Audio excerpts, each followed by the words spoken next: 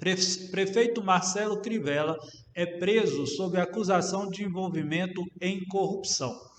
Faltando apenas 9 dias para o fim do seu mandato, o prefeito do Rio de Janeiro, Marcelo Crivella, foi preso acusado de envolvimento em corrupção. Ele nega as acusações, afirma que está sofrendo perseguição política e que foi o governo que mais combateu corrupção na cidade do Rio. Foi preso também o empresário Rafael Alves, que é acusado de participar do esquema junto com o prefeito. As investigações estão em curso desde 2018 e a casa do prefeito já foi alvo de buscas e apreensões. Crivella até mesmo tentou alertar em um telefonema o colega Rafael Alves das investigações, mas quando percebeu que era um policial que estava na linha telefônica, desligou.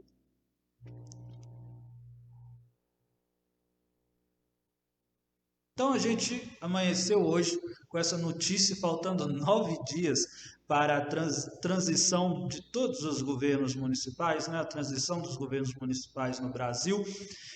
O prefeito do Rio de Janeiro, Marcelo Crivella, que não foi reeleito, não conseguiu reeleição, prefeito apoiado pelo presidente Jair Bolsonaro, foi preso, acusado de envolvimento em corrupção. Ele é acusado de envolvimento em esquema de corrupção para beneficiar empresários da cidade do Rio de Janeiro, e inclusive uma das pessoas, um dos empresários que é citado como possivelmente envolvido no escândalo de corrupção junto com o prefeito Crivella, que é o Rafael Alves, foi preso junto com ele.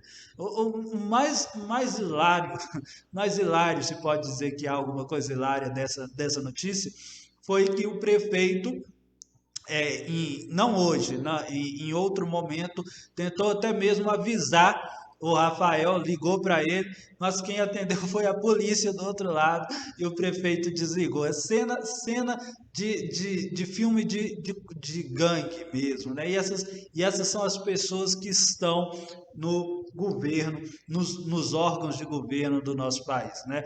Nós temos o Rio de Janeiro, a cidade do Rio de Janeiro com o prefeito preso, o estado do Rio de Janeiro com o governador afastado em processo de impeachment, sob a acusação de corrupção também. Então, o Rio de Janeiro e vários ex-governadores e ex-prefeitos no Rio de Janeiro já foram presos ou estão respondendo a processos contra a corrupção. Então, esse é o estado da política brasileira, é esse o estado da política que se encontra. Primeiro ponto, o que nós temos, e a gente vai até discutir isso numa outra notícia aqui hoje, sobre ainda a Lava Jato, é uma estrutura do judiciário que está empoderada, e muitas vezes, e em muitos casos, esse empoderamento de determinados órgãos do judiciário, seja Ministério Público, seja membros do judiciário propriamente, estão atuando de forma muitas vezes de forma ilegítima e além das suas funções, dos limites das suas funções. E muitas vezes nesse afã, nesse desespero, nessa tendência que nós temos hoje de combater a corrupção por todos os meios possíveis. Então, há prisões de prefeitos, de governadores, de pessoas que estão em cargos públicos, são muitas vezes usadas para chamar atenção ou com algum propósito político escondido. Então, muitas vezes você tem essa utilização do poder judiciário e das instâncias investigativas para fins políticos. Então, o prefeito Crivella, nesse caso, se declarando inocente, dizendo que isso é uma injustiça, clamando por justiça no seu pronunciamento, dizendo que sofre perseguição política e de que isso é uma articulação para persegui-lo. De fato, existem casos em que a utilização do judiciário vem sendo utilizada nos últimos anos, principalmente, e membros do Ministério Público vêm exercendo a sua função e o seu cargo como forma de atuação política. Existe isso no Brasil? Com certeza existe. E nós já conversamos, e eu já falei aqui nessa página, e vou repetir ainda hoje no nosso próximo ponto de pauta, que a Lava Jato é o maior exemplo disso. É uma operação da Polícia Federal,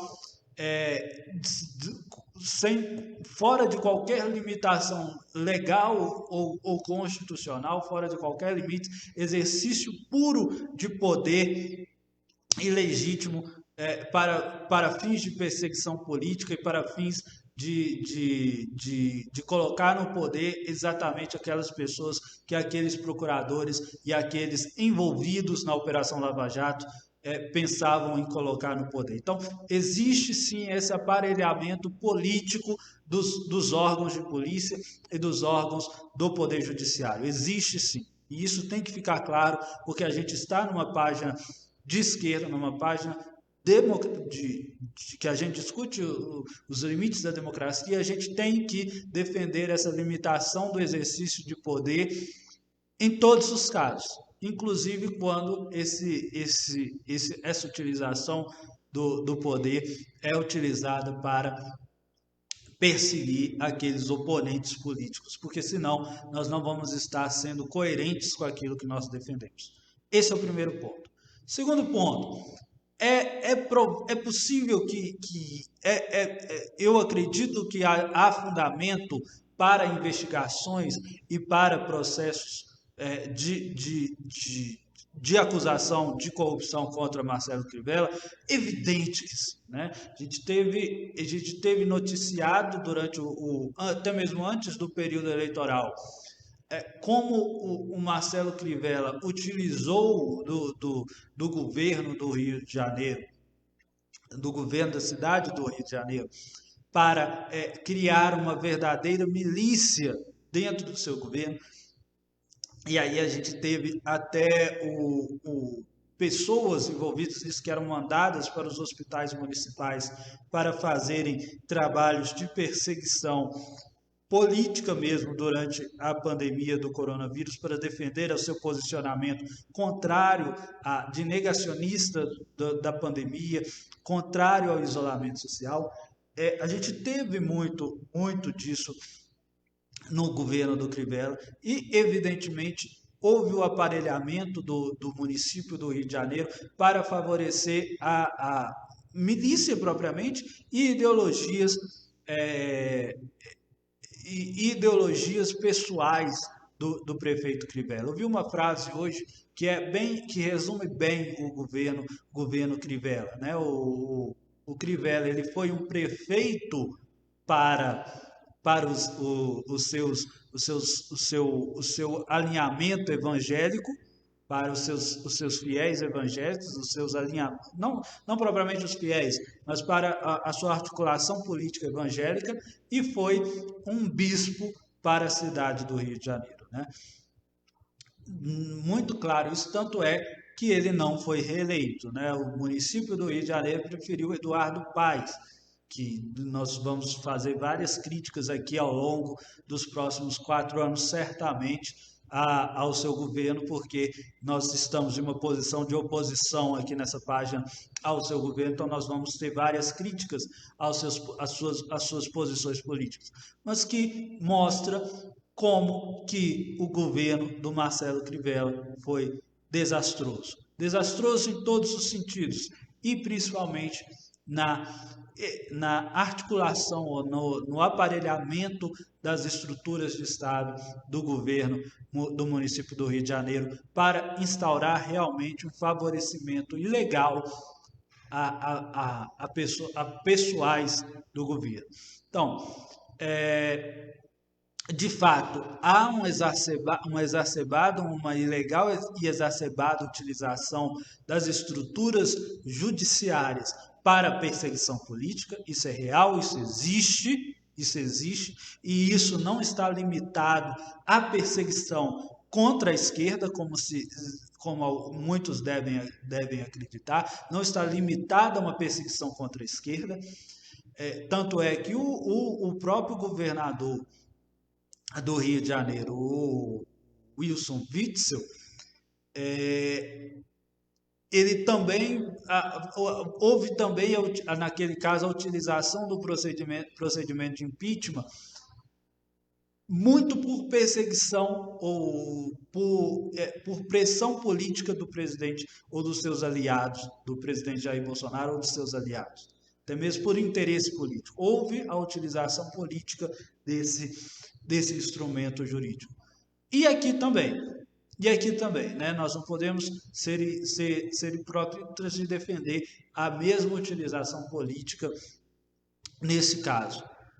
Mas que existe fortes indícios e fortes fundamentos de elementos de corrupção no governo do Crivella, que fundamentam um processo contra ele, um processo que vai lhe ser garantido a defesa, deve lhe ser garantida a defesa, não um processo de perseguição política, mas que lhe deve ser garantida a defesa, existe e a gente tem que acompanhar de perto as próximas notícias. Primeiro, muito bom que a gente tenha esses aliados do presidente Jair Bolsonaro sendo investigados e sendo devidamente processados pelos seus atos de corrupção. Isso realmente é muito bom e mostra uma certa seriedade. Nós só não podemos deixar de perder de vista de que essa seriedade deve ser controlada e deve estar dentro dos limites legais e constitucionais.